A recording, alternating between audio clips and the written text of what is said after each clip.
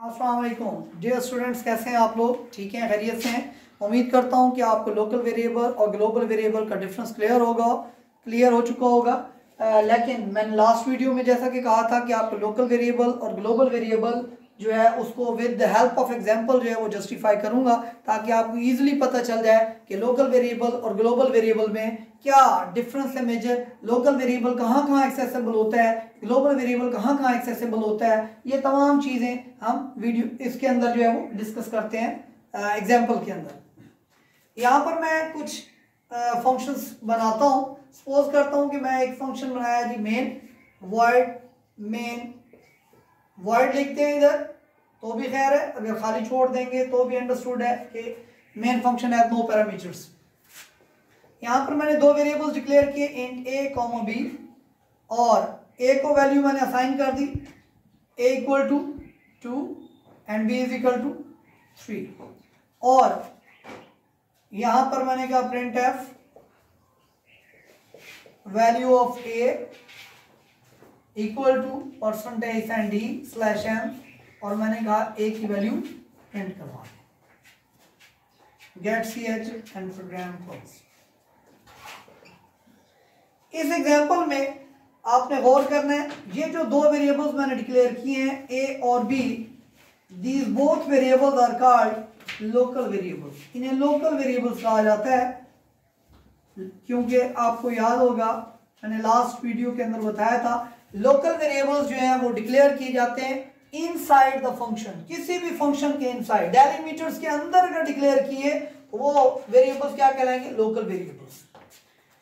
अब ये जो लोकल वेरिएबल्स हैं ए और बी, इनको आप इन डेलिमीटर से बाहर एक्सेस करना चाहे भी तो एक्सेस नहीं कर सकते। फॉर एग्जांपल यहाँ पर मैं एक फंक्शन बनाता हूं void, और उसका नाम रखते हैं जी सम। यहां पर मैंने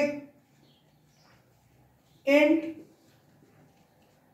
सम इक्वल टू 0 के नाम से एक वेरिएबल डिक्लेयर किया, और मैं ये चाहता हूं और एक वेरिएबल जो है मैं j बना लेता हूं,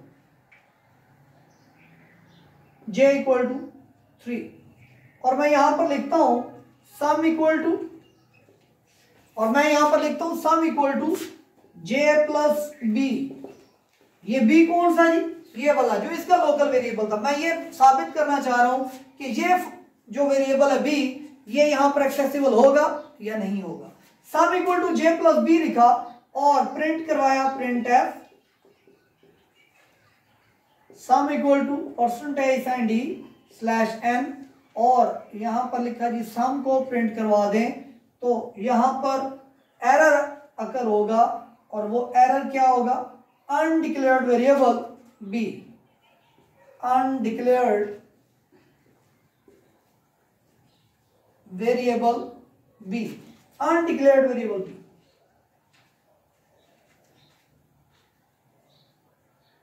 कि ये वेरिएबल b जो है ये डिक्लेयर्ड नहीं है, हालांकि मेन फंक्शन के अंदर डिक्लेयर्ड है, लेकिन इन करली ब्रैकेट से जैसे ही कंट्रोल बाहर जाता है, यहां पर मैं एक फंक्शन कॉल यूज करता हूं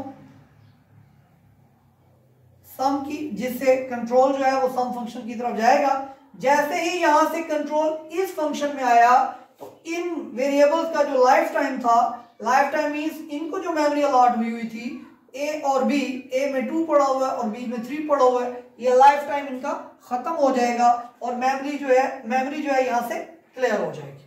जैसे ही कंट्रोल यहां पर ट्रांसफर होता है तो यहां से सम और j को लाइफ टाइम मिल जाता है।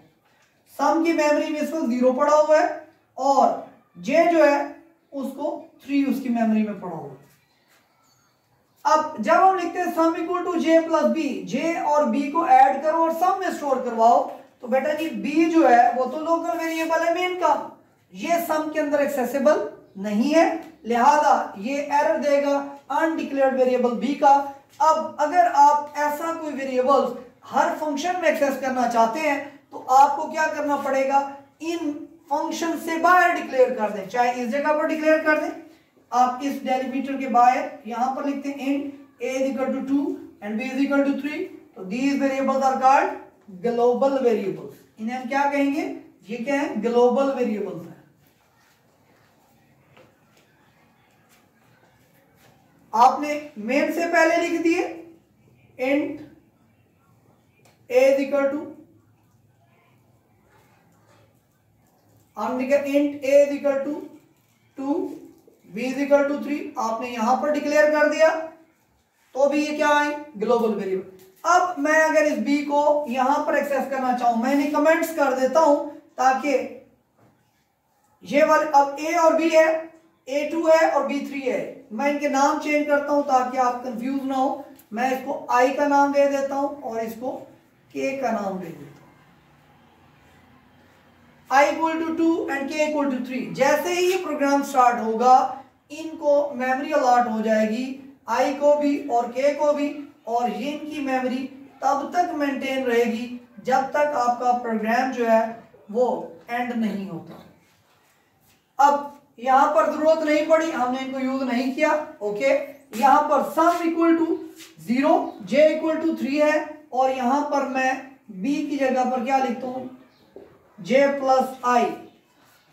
अब जैसे ही मैंने j प्लस i लिखा, j की वैल्यू तो ये पड़ी हुई 3, i की वैल्यू वो कहां से लेगा, क्योंकि ये ग्लोबल वेरिएबल है, i की वैल्यू वो यहां से लेगा, तो ये आपके पास बन जाएगा 3 प्लस 2, सम के अंदर क्या स्टोर हो जाएगा 5, और जब आउटपुट स्क्रीन पर मैसेज आ जाएगा सम इक्वल टू 5। इसका मतलब ये हुआ कि अब ग्लोबल वेरिएबल जो है वो हर फंक्शन में एक्सेसिबल है, सब फंक्शन में भी।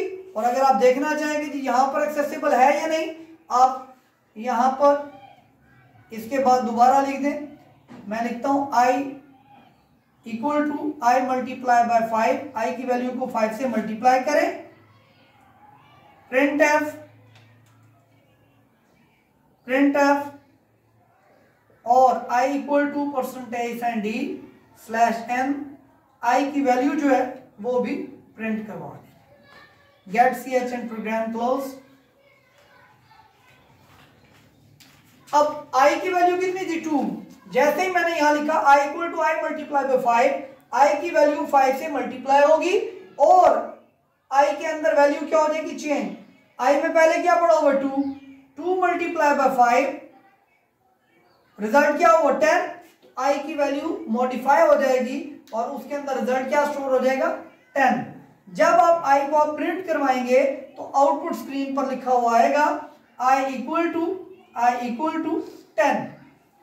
अब अगर आप इस i को दोबारा यहां पर यूज कर रहे हैं, और ये सब फंक्शन के बाद मैंने फंक्शन परफॉर्म करवाया है, देखें फंक्शन यहां से फंक्शन कॉल हुई, कंट्रोल इधर चला गया, i में चेंज नहीं हुई, जस्ट सबमिशन सम हुआ था और सम होने के बाद प्रिंट हो गया, लिहाजा i की वैल्यू 10 ही रहेगी।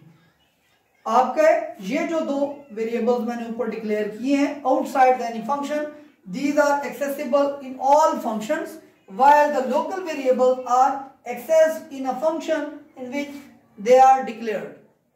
ओके जी, तो स्टूडेंट्स उम्मीद करता हूं कि आपको लोकल वेरिएबल और ग्लोबल वेरिएबल के जो पॉइंट्स हमने डिस्कस किए थे वो with the help of example clear हो गए होंगे। अगर इसमें कोई भी क्वेश्चन हो तो आप कमेंट सेक्शन के अंदर लिख सकते हैं। अगर इसके अलावा किसी भी प्रोग्राम में अगर आपको दुश्वारी का सामना हो तो आप वो भी कमेंट सेक्शन में मेंशन कर दीजिएगा, उसकी वीडियो भी इंशाल्लाह जल्द अपलोड कर दी जाएगी। अगर आप हमारे चैनल पे नए हैं तो kindly subscribe my channel and click on the bell icon so that the new videos can reach to you easily. और अगर आपको वीडियो पसंद आई हो तो लाइक करना ना भूलिएगा। Thank you so much.